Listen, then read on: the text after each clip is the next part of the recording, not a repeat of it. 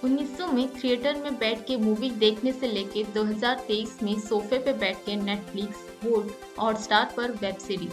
आखिर ये 123 साल के सफर में कौन सा पल आखिरकार सबसे सुनहरा था? एक जमाना था जब लकड़ी के बेंच पे या नीचे रजाई बिछाकर उसमें बैठ के प्रोजेक्टर में से मूवी देखने का मजा ही कुछ अलग था। शायद वही एक बहुत ही सुनहरा पल था जो असल में लाखों भारतीयों ने महसूस किया था। थिएटर में मूवी देखने की दौर शुरू हुई थी जब 1907 में जमशेदजी प्रेमजी मदन ने वेस्ट बंगाल के कोलकाता में एल्फिंस्टन पिक्चर पैलेस नाम का इंडिया का पहला थिएटर खोला था, जहां पे उस टाइम में हॉलीवुड मूवी स्क्रीन किया जाता था। और धीरे धीरे single screen, multiplex, Dolby, 4K, surround sound जैसे सिस्टम के अपग्रेडेशन आते गए और एक ऐसा दौर आ गया जब लोगों का इन सब जगह पे जाना कम होता गया। कभी कभार कोई ऐसा है जो थिएटर में पाँव रखता है मूवी देखने के लिए या थोड़ा टाइम स्पेंड करने के लिए। ये कोई आम बात नहीं है। 2008 में रिलायंस ने बिग फ्लिक्स नाम का OTT प्लेटफॉर्म इंडिया में लॉन्च किया। उसी समय से इंडिया में OTT प्लेटफॉर्म का एंट्री पोर्टल खुल गया, जो ना बड़ी स्क्रीन मांग रहा था ना ही सराउंड साउंड। बस चाहिए था तो बस एक 5 इंच का स्क्रीन जो हाथ या पॉकेट में रह जाए। Hello everyone, I am Shefali and welcome to tutor mentor. आज हम बात करेंगे OTT और थिएटर इंडस्ट्री के फैक्ट और फिगर्स को। ये कितनी तेजी से बढ़ रहे हैं, फाइनेंशियल कंडीशंस इनका क्या है और फ्यूचर में सस्टेनेबिलिटी कितनी है इन दोनों प्लेटफॉर्म्स की। वीडियो को शुरू करने से पहले मैं आपको बता दूं कि ये टॉपिक आजकल ट्रेंडिंग में चल रहा है। बहुत लोग सर्च कर रहे हैं इसको और बहुत लोग इससे GD के लिए प्रेफरेंस देते हैं। तो अगर आप भी GD प्रिपेयर कर रहे हैं तो इस टॉपिक को मिस मत कीजिएगा। GD के बारे में अगर आपको जानना है तो आप ऊपर आई बटन में जाके पूरे वीडियो को देख सकते हैं। चलिए शुरू करते हैं। एक एस्टिमेशन के मुताबिक ये बोला जा रहा है कि 2024 तक इंडिया में करीबन 1 बिलियन OTT यूजर्स हो जाएंगे और ये आंकड़ा काफी हद तक बहुत ज्यादा है।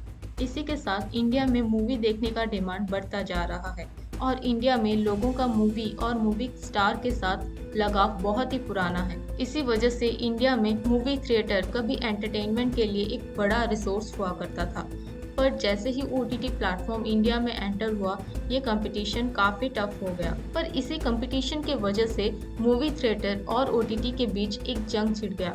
मूवी देखने का क्रेज की वजह से OTT और मूवी थिएटर का फ्यूचर तो बहुत ही ब्राइट है, पर कौन ये सक्सेस का रेस को जीत पाएगा ये देखना जरूरी है। मूवी की शुरुआत की अगर बात करो तो साउंडलेस मूवी से लेके आज मल्टी साउंड वाले मूवी तक ही ग्रो कर चुका है। इंडिया की पहली बॉलीवुड मूवी के बारे में अगर कहा जाए तो राजा हरिश्चंद्र नाम की मूवी से 1913 में पहली मूवी की शुरुआत हुई, जो कि इंडिया का पहला साउंड फिल्म था।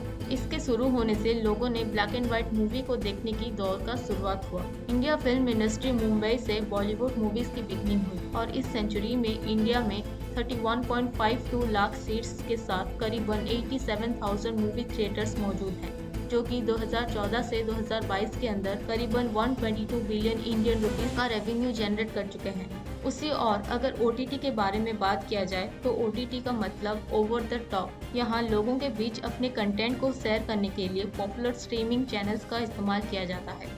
इसका प्लेटफॉर्म बहुत पहले से ही था, लेकिन कोविड के आने के बाद लोग इसे ज़्यादा जानने लगे जब उनको कुछ खाली समय मिला। पहले OTT में कोई रेस्ट्रिक्शंस और रूल्स या रेगुलेशन नहीं लगाई गई थी 2021 तक, इसीलिए वो बहुत ज़्यादा पॉपुलर हुआ क्योंकि ऑडियंस को पसंद आने वाले एक्सट्रीम लेवल की चीज़ों को वहाँ पोस्ट किया जाता था। कोविड के दौरान ऑलमोस्ट 2 साल तक थिएटर सारे बंद कर दिए गए थे, लेकिन सिर्फ इसीलिए लोग OTT को नहीं पसंद करते थे। लोगों को वही ओल्ड रोमांटिक ड्रामा या फिर VFX फाइटिंग सीन देखना अब पसंद नहीं आता।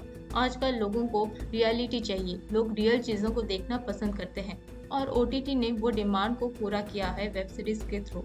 इंडिया में करीबन 40 OTT प्लेटफॉर्म्स मौजूद हैं। फाइनेंशियल ईयर 2022 में करीबन $3 बिलियन रेवेन्यू कर चुके हैं, जो कि एक्सपेक्ट किया जा रहा है कि 2027 तक इस मार्केट का वैल्यू करीबन $7 बिलियन हो जाएगा और 2025 तक OTT प्लेटफॉर्म के लिए करीबन 900 मिलियन इंटरनेट यूजर्स मौजूद होंगे। OTT प्लेटफॉर्म की मदद से हम जब भी चाहें कहीं भी किसी भी तरह का कंटेंट को बड़े आसानी से देख सकते हैं। जो लोग रिमोट एरियाज में रहते हैं और जहां पे मूवी थिएटर्स अवेलेबल नहीं है, वहां पे लोगों को OTT प्लेटफॉर्म बहुत सारे अच्छे कंटेंट्स कर देता है। ओटीटी प्लेटफॉर्म बहुत ही कॉस्ट इफेक्टिव है, जहां एक सिंगल मूवी या एक सिंगल इंसान के लिए पे करना ज़रूरत नहीं है। आप एक बार पे करके बहुत सारी मूवी कम टाइम में देख सकते हैं। जो प्रोड्यूसर को छोटे-छोटे मूवीज़ और वेब सीरीज़ को लॉन्च करने में दिक्कत आता था, अब वो ओटीटी प्लेटफॉर्म में आसानी से कंटेंट रिलीज़ करते हैं और कई जगह पे ओटीटी प्लेटफॉर्म मूवीज़ के डायरेक्ट कॉपीराइट प्रोड्यूसर से खरीद लेते हैं,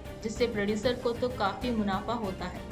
साथ ही साथ ओटीटी प्लेटफॉर्म बिना थिएटर रिलीज किए मूवी को लॉन्च कर देते हैं। जैसे कि गुलाबो सिताबो एक मूवी आया था, जिसको ओटीटी ने टाइम से पहले ही ऑनलाइन में लॉन्च कर दिया। ओटीटी प्लेटफॉर्म के वजह से फिल्म मेकर्स को बॉक्स ऑफिस फ्लॉप होने का डर नहीं रहता, क्योंकि बहुत सारे लोग ओटीटी में ये सब कंटेंट्स रेगुलरली देखते हैं। इसी के कारण फिल्म मेकर्स ज़्यादा से ज़्यादा ओरिजिनल कंटेंट बना के लोगों के लिए पेश करते हैं।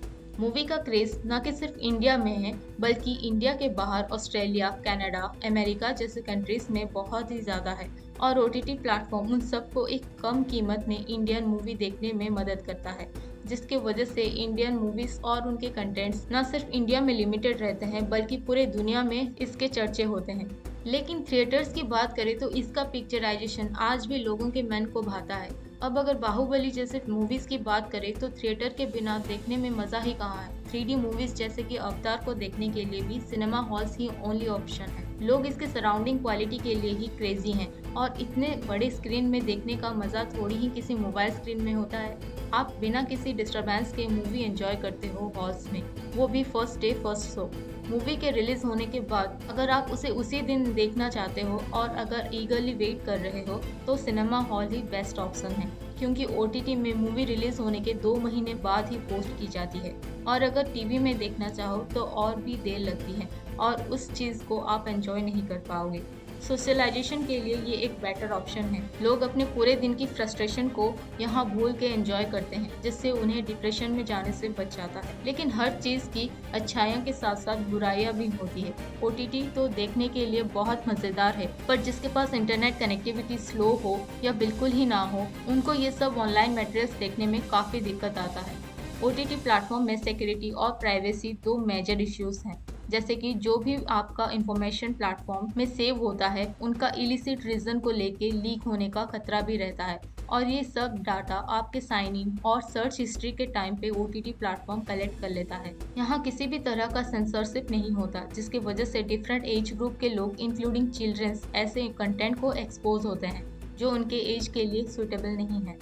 इसी तरह का ऑनलाइन प्लेटफॉर्म बहुत सारे कंटेंट प्रोवाइड करते हैं जो कि काफ़ी एडिक्टिव है और इसके वजह से लोग अपना सोशल लाइफ से भी दूर हो जाते हैं। साथ ही साथ मूवी को थिएटर में देखते समय हम उसको बहुत बड़ी स्क्रीन में देखते हैं, जो कि हमारे आइज के लिए काफ़ी हार्मफुल है, क्योंकि स्क्रीन बड़ा होता है और अंधेरे में इतनी रोशनी हमारे आइज टॉलरेट नहीं कर सकते। थिएटर में काफ़ी लोग मूवी देखते टाइम अपना कंट्रोल खो बैठते हैं, जिसके वजह से झगड़ा मारपीट जैसे वारदात हो जाते हैं। थिएटर का और एक डिसएडवांटेज ये है कि ये कस्टमर के हिसाब से कस्टमाइज नहीं हो सकता और आप चाहे तो मूवी को पॉज करके नहीं जा सकते। अगर कोई मूवी देखने जाता है तो एक्सपेंस काफ़ी ज़्यादा भी हो जाता है, जैसे कि मूवी का टिकट पर पर्सन खरीदना पड़ता है और खाने पीने का खर्चा टैक्स के साथ भरना पड़ता है, जिसमें CGST, SGST जैसे टैक्स लगा दिया जाता है। आपको एक मूवी देखने के लिए एक पर्टिकुलर टाइम में थिएटर में एंटर करना पड़ता है और कई जगह पर टिकट ब्लैक में भी खरीद के आपको अपना मनपसंद मूवी देखना पड़ सकता है। इतने में आपने इसके अच्छाइयाँ और बुराइयों को जान लिया होगा, तो चलिए देख लेते हैं एक बार इसके प्रोस और कॉन्स के बारे में।